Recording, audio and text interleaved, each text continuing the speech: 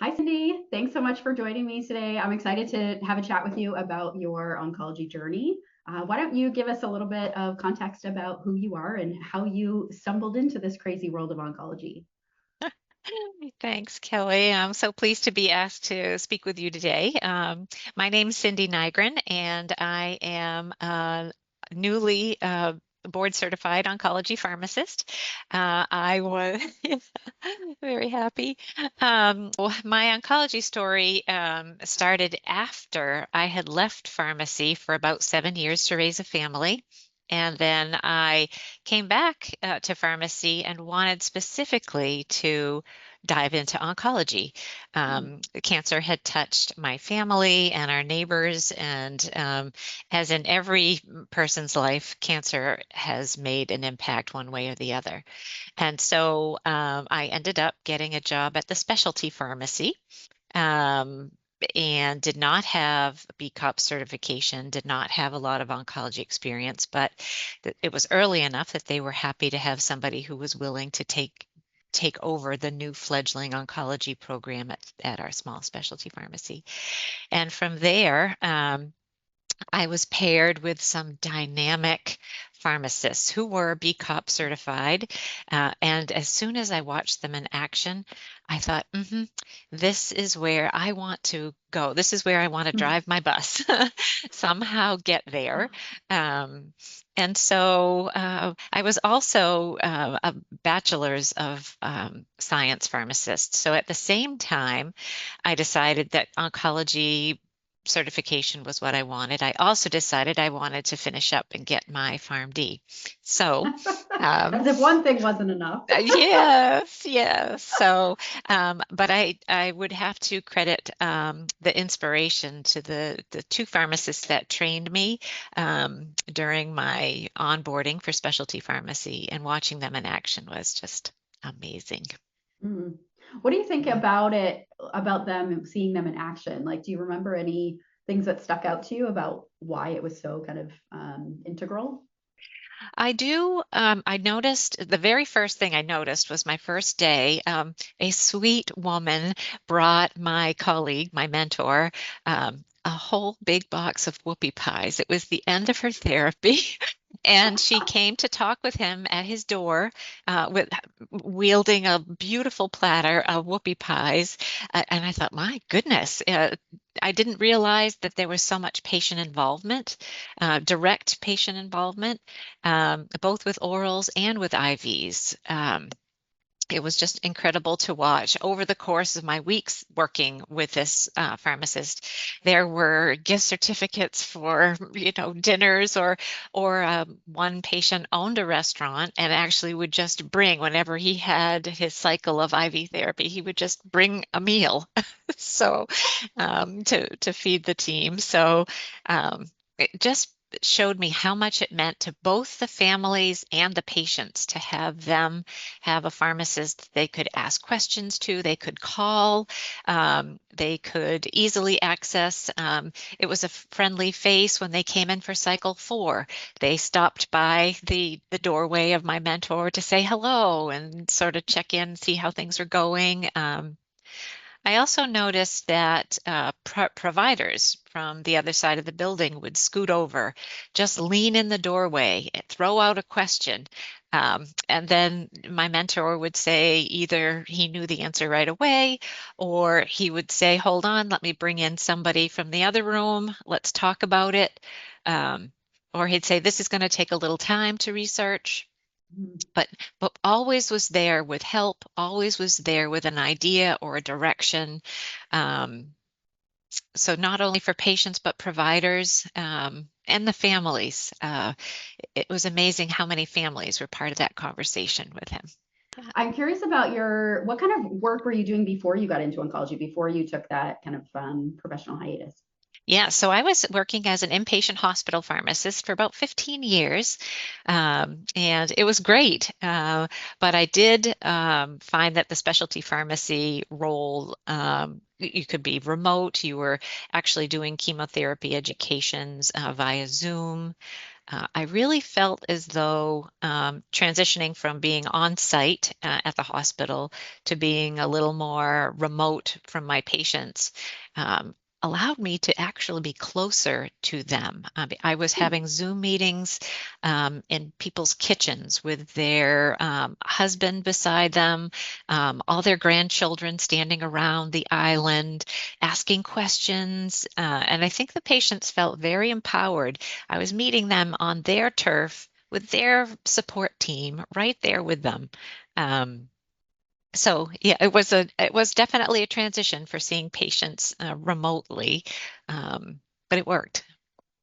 What do you think other people like you, or like you kind of a little bit ago, would find helpful to hear about your story?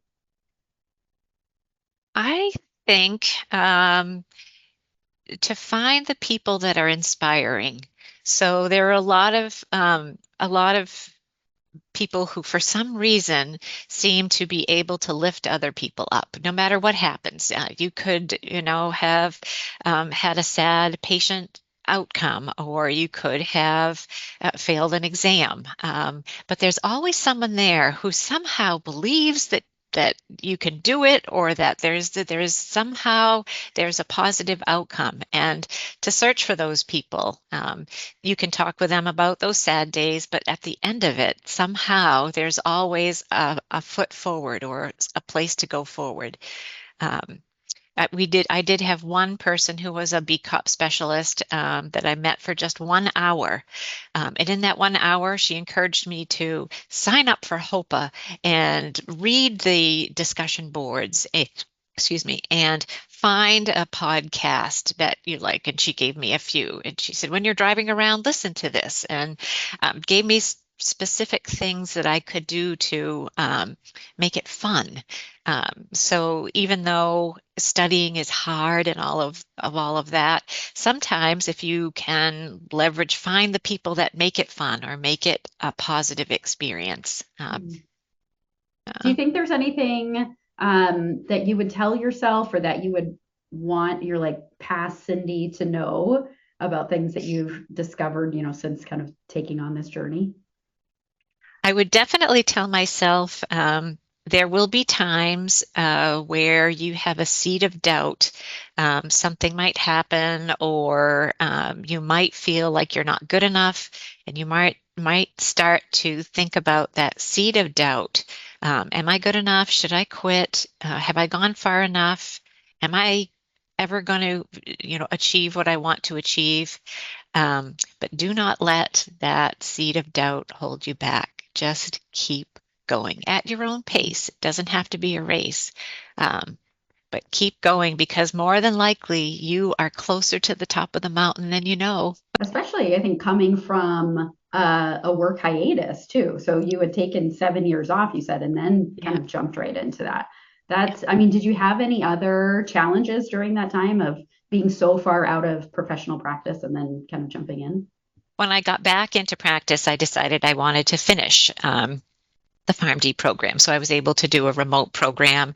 I really feel like that actually got me up to speed very quickly with literature review and all of those things. Really helped me a lot as I got into the oncology, studying for the BCOP, learning so that I would know how to best care for my patients. But that piece got me right back up to speed. Cindy, that is a lot to do go back to a PharmD and learn oncology at the same time. I think Uh, either one of those is a lot. What was there some kind of motivation that was pushing you to do both at the same time? Did you ever think about delaying the PharmD because you were kind of in the weeds of oncology? Actually, it was the two mentors I had when I got the job in specialty pharmacy. I really didn't actually have that plan until I saw their expertise, their way with patients and providers. Um, they were able to access, they knew where to find studies, they knew where to find references, they knew all of the things that I really wanted to know and understand and follow as things evolved. As you know, in oncology, you can learn something one day, and then 3 months later, it's now first-line therapy instead of third-line therapy, and new mechanisms that are fascinating. And so my mentors actually made me want to be at their level. I loved how they took care of patients at the highest possible level. They were in a clinical practice that was highly sought out for their rigor and their expertise, and I wanted that. Yeah. It's great to have people modeling for you, not just the kind of career opportunities, but what it looks like day to day. Like you said, how they interact with the patients and how they can find these studies and these other resources. Because a lot of those aspects of practice you don't learn until you see somebody doing it.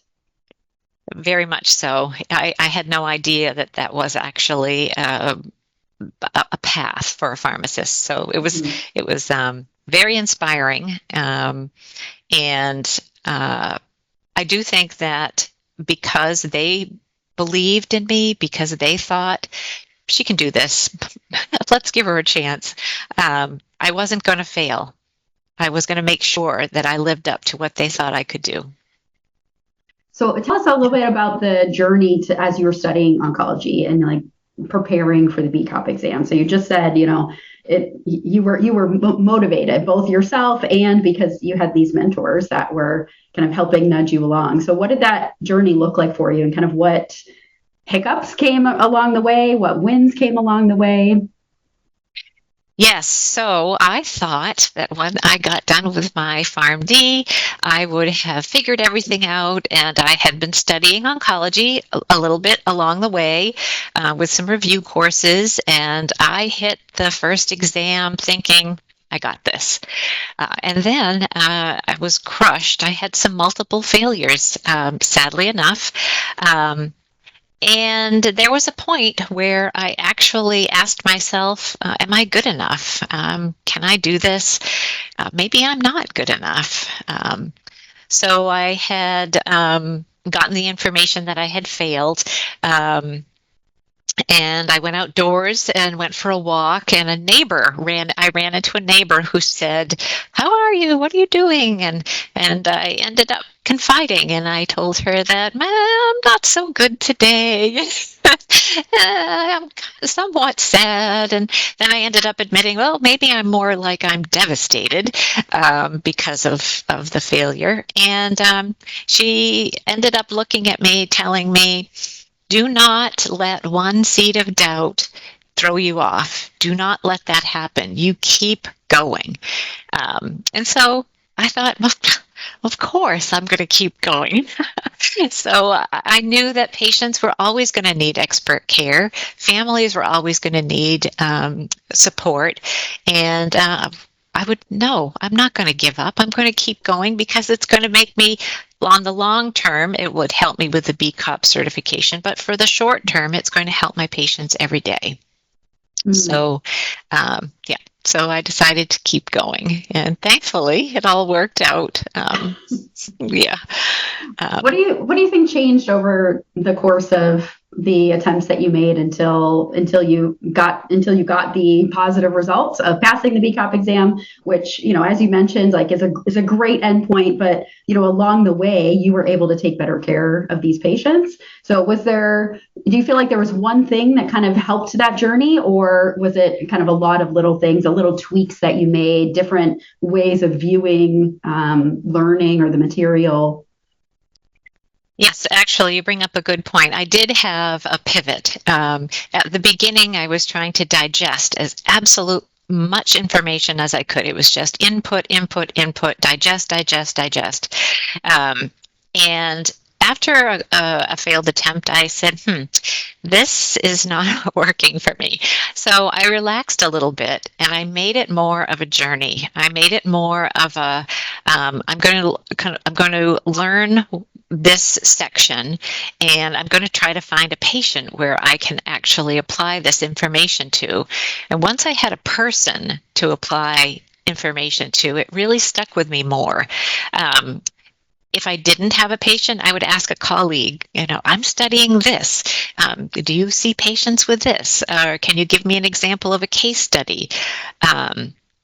I also think that I made a routine. So I didn't just study on Saturday afternoon. I ended up having my coffee chats. I would have my coffee in the morning every day, and I would have either a video of a certain disease state, or I would watch a couple of brothers talk about, latest and greatest algorithms, or I would listen to somebody who was having their happy hour talking about a new study in their area of expertise. And I made it fun. I made it part of my coffee routine, so I did it every day. And then from there, if I had it in me, I would listen to something in the car if I was going somewhere, or I would spend a little bit of time before bed reading that study that they talked about. And I always tried to find a patient, a person that I could relate that information to. So that really helped me. But it was no longer a race. It was no longer, I'm going to just do this and forget it and get better for a short time. I'm going to do it for the long haul. Yeah. And habit. I think the habit was a big part of it. Mm-hmm. Yeah, building habits is so difficult with every part of our life, but they really are effective, right? You think of an exercise habit, why most people in our country don't exercise, because it's really hard to stick to a habit like that. It's really difficult to stick to a learning habit as well. So I love that you added it with your coffee routine, because yeah, that is both the habit forming, but also, everything is just a little bit better when you can do it with like something you enjoy as part of your day, right? When you're waking up and you have a nice cup of coffee with you. Yeah. You mentioned that you've got these colleagues that worked with you, some of your mentors, some of your, peers that worked in your role. And I know we've chatted before, you've mentioned before the, in our community in the program of connecting with other peers that were on the learning journey too. In your center, was anybody else kind of on the same learning path as you, or were they more at the mentor level, already had BCOP? At my, yes, they were already at the BCOP level. There weren't many people. I really didn't know anybody. I knew a few who wanted to eventually, but nobody was actually ready to start studying. So I think I was mentored pretty much by already certified BCOP pharmacists. So, do you think there were other any components that your peers studying with you were able to teach you, or that you were able to teach them that kind of propelled you forward as well? 100%. In the community, there is a study group specifically for folks who are getting ready to take the BCOP. The community is not just about BCOP, but there is a special section where you can connect with people who are really studying directly for that. And I actually didn't take advantage of that at the beginning, and I really wish I had. But eventually I came around and I did. And I got so much out of both the habit, so they would we would prompt each other to try to get together, not every night, but often. So 3 times a week or something like that. We would meet on Zoom, even if it was to just do 20 random questions, because during that point, we would have a discussion about something, a random something.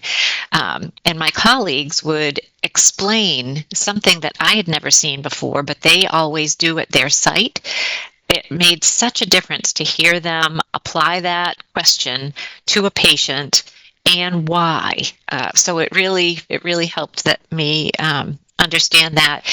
And oddly enough, some of my study partners weren't as familiar with maybe orals, which is something that I was in my wheelhouse. So I was able to,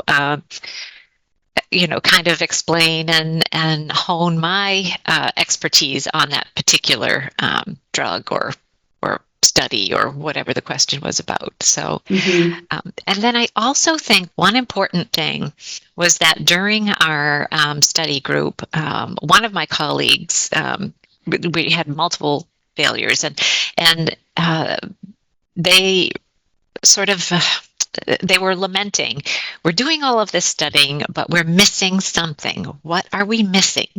And so we went back to the Board of Pharmacy Specialty outline for the oncology exam to learn what percentage of this and that it would be expected on the exam. And we found that the clinical practice section had a large percentage, I think maybe 28% or something large. And that was a weakness for all of us. So we ended up spending a good amount of time on that less glamorous area, or for us, it was less glamorous.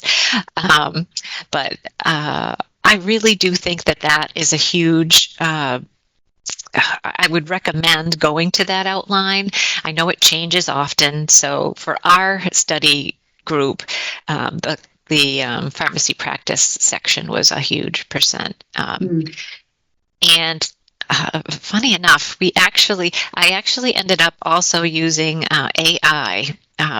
There is a chart about what studies or what statistical test to use for certain studies, and that chart just eluded me. I could not memorize it. I couldn't seem to get it, so I ended up somehow copying and pasting it into AI and having it generate. I asked it to generate BCOP-like questions, and I kept drilling myself that way, and that seemed to help a little bit too.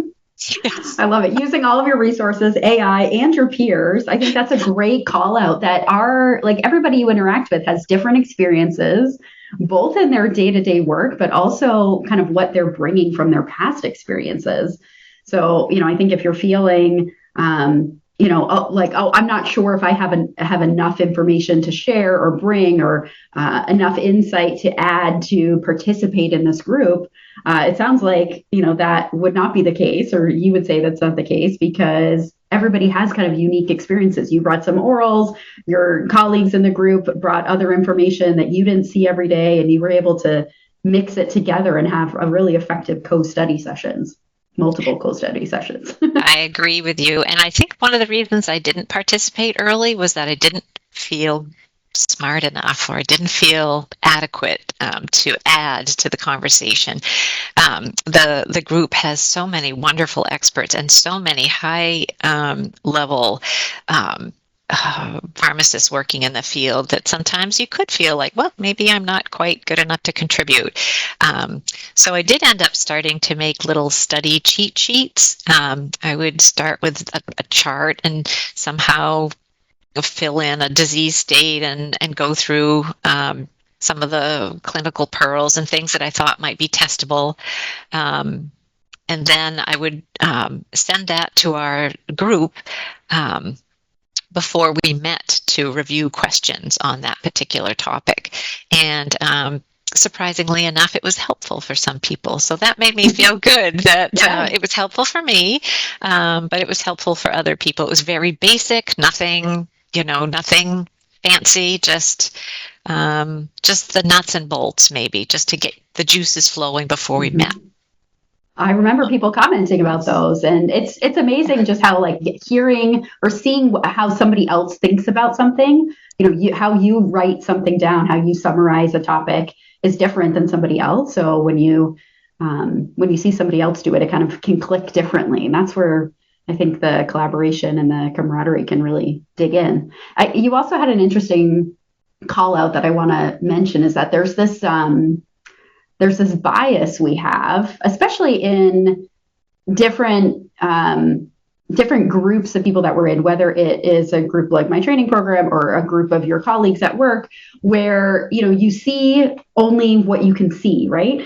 And what I have found running this training program for a long time now is that pharmacists are we're a pretty quiet profession. There's a lot of introverts. There's a lot of people that don't want to kind of put themselves out there. So when you had said like you didn't necessarily feel like you were smart enough to be in that group, it is likely contributing that the people that are asking questions and putting themselves out there might have more experience under their belt, more have years under their belt. And so they're more likely to speak up and ask questions.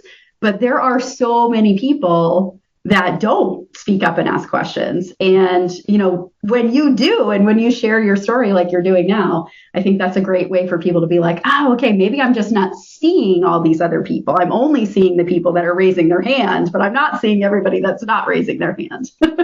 Yeah, I think you have a good point there for sure. Yes, I think pharmacists in general are introverts. So yes, it's true. Yeah, I did spend a lot of time just watching what other people did. And once I stopped doing that, I think it really benefited my studying. I love that insight. Yeah, great.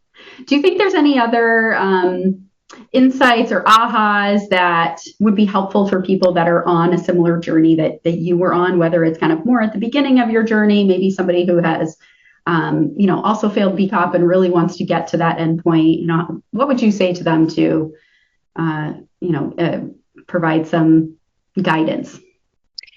Well, I would thank you for this question because I do know a few people who are at that decision point. They're trying to decide, are they good enough to try it again?